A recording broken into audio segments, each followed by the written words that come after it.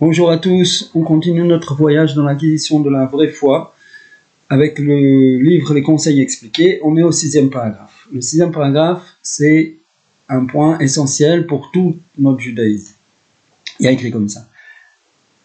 Grâce à la prière avec force, c'est-à-dire en disant les lettres de la prière de toutes nos forces, en écoutant et en étant concentré sur les mots de la prière, on mérite la vraie émouna. Là, on voit tout un programme. La prière, c'est surtout pas de lire vite fait ce qui est écrit dans le Sidour et en pensant déjà à toutes sortes d'autres choses. La prière, c'est un exercice d'être ici et maintenant, d'être concentré. Les mots de la prière, c'est des mots qui ont été écrits et mis au point par Anshe Knesset Agdola, ça veut dire les derniers prophètes qu'il y a eu dans l'Am Israël, entourés de beaucoup d'autres sages dont la sagesse n'avait rien à envier au pouvoir de prophétie des autres. Des mots extraordinaires, à tel point, ceux qui ont entendu parler, le Harizal, le saint homme dont les enseignements ont fondé toute la Kabbalah telle qu'elle existe aujourd'hui, il a dévoilé des kavanot, des choses à penser et des choses qui se passent quand on prie cette prière-là, quand on dit ces mots-là, extrêmement élevés. C'est connu que un des grands rabbanim, après ça, il a dit que même ce que l'Arizal il a révélé, c'est une goutte dans l'océan par rapport à ce qu'Anshe Knesset Agdola ils ont mis dans les mots de la prière, dans sa structure, dans ses mots, dans ses lettres. Donc, on doit avoir confiance en ça, on doit savoir que ça, c'est un fait établi. Les mots de la prière tels qu'on les dit, ils sont d'une puissance extraordinaire. Aucun être humain n'aurait pu mettre au point une prière comme celle-là. Donc, nous, notre travail, c'est de nous associer à ces mots-là. Ces mots-là, ils ont une puissance, ils montent dans les hauteurs spirituelles, dans les mondes qu'Hachem a créés au-delà du nôtre. Et nous, si on s'attache à eux, on monte avec eux. Maintenant, comment on s'attache? C'est pas très compliqué, c'est à la portée de tout le monde. C'est vrai qu'il faut savoir et comprendre, c'est sur le premier point sur lequel Rav Baski insiste, il faut comprendre ce qu'on dit. Donc même quelqu'un qui connaît l'hébreu, il ne comprend pas forcément tous les mots de la tefila, il faut qu'il n'hésite pas, dès qu'il a un mot qui n'est pas clair, il se note sur le côté jusqu'à ce qu'il l'ait intégré et l'explication. Plus que ça, bien sûr qu'il y a des couches de compréhension, des couches de profondeur dans la compréhension de la tefila. Chacun va en permanence avancer dans sa compréhension. Donc, si quelqu'un ne comprend pas du tout l'hébreu, il peut lire en français, il peut lire une traduction, juste le nom de Dieu, c'est mieux qu'il le dise quand même, comme on le prononce en hébreu. Mais ça serait très bien que tout le monde, doucement, apprenne à lire l'hébreu et puisse prononcer les mots tels qu'ils ont été transmis par un Sheikh Knesset Agdola. Maintenant, les prononcer, c'est pas suffisant, et donc il faut aussi les comprendre. Il faut les comprendre pour pouvoir être concentré sur le sens. C'est un exercice extraordinaire de concentration. Beaucoup de gens veulent améliorer leur concentration. Voilà, c'est l'opportunité. Au lieu de croire que la tefila, c'est quelque chose de négligeable et ne pas la faire ou bien la faire rapidement. Et après, d'acheter des livres pour apprendre à se concentrer et on n'y arrive pas tellement parce que les méthodes qui sont données, elles sont pas terribles. Là, vous allez avoir l'aide du ciel. Mettez-vous en position pour prier, en position et en condition intérieure. Détendez-vous et soyez prêts, ce qui est écrit à la fin de ce paragraphe, ne considérez rien. Oubliez le monde, oubliez que vous devez retourner au travail, que vous avez faim, que vous avez oublié, détachez-vous.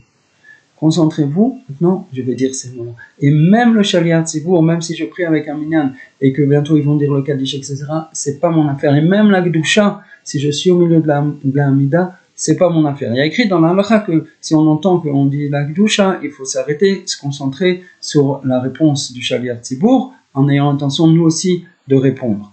Mais si on n'entend pas, c'est pas la fin du monde. Donc, il faut savoir que quand je commence à prier, rien n'a d'importance. Je suis moul Hachem, je suis en face d'Hachem Yisborach, et je dis les mots extraordinaires qui m'ont été transmis.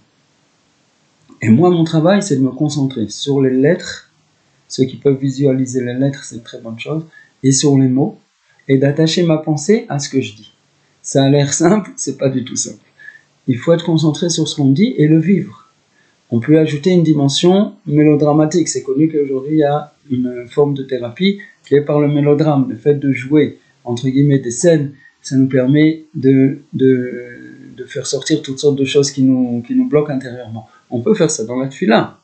Et en réalité, si on est vraiment concentré sur les mots, on va les vivre. Quand on va les vivre, les émotions, elles accompagnent.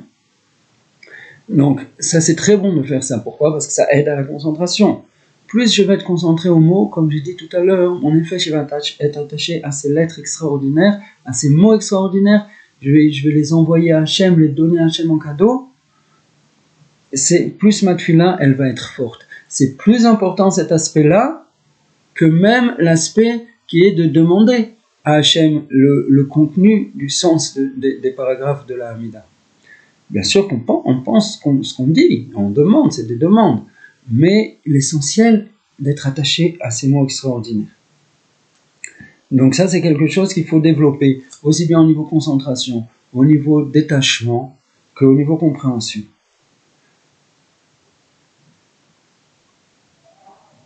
Le simple fait aussi d'accepter de me détacher du Olam Hazé, c'est une épreuve. Allez, je sais que je dois retourner au travail, je sais que j'ai beaucoup de choses à faire, mais maintenant je m'en occupe pas. C'est un petit peu comme Shabbat dans la semaine. Shabbat, j'ai écrit, il regardera tout ce qu'il a à faire comme fait. Il oublie tout ce qu'il a à faire, il oublie tout ce qui est en cours, les grands projets, les petits projets, les choses, tout est fait. C'est pas qu'il oublie, il considère que tout est fait, il est ragois, tout a déjà réussi, tout est déjà fini. La même chose ici, je viens prier, tout est fini, tout est fait, tout va bien, j'oublie tous les problèmes, etc. Quand je prie, si je prie pour un malade, etc., je le mentionne, je vis la chose, mais j'ai pas la souffrance, l'essentiel de prononcer les mots est d'avancer avec eux et de m'élever avec eux. Maintenant, de façon, entre guillemets, miraculeuse, de façon automatique, celui qui va investir ses forces dans la prière, il va avancer dans ce domaine-là petit à petit, sa émouna, elle va se transformer. Tout ce en quoi il croit qui n'est pas juste, ça va s'éloigner de lui, et sa vraie émouna, dans les vrais tzadikim, dans Hashem Yisborach, dans l'Ashgacha Pratit, tout ce dont on a parlé depuis le début de l'étude de ce livre, ça va s'installer en lui de façon automatique. Pourquoi ? Là, c'est pas expliqué. Dans le sens profond des choses, c'est tout simple. La émouna et la tfila, elles sont en fait deux aspects d'une seule et même chose. Donc, Hachem et Hazor, qu'on choisisse d'investir nos forces là où ça paye, là où c'est bon pour nous, dans la totalité de notre être. Et ça s'appelle la prière.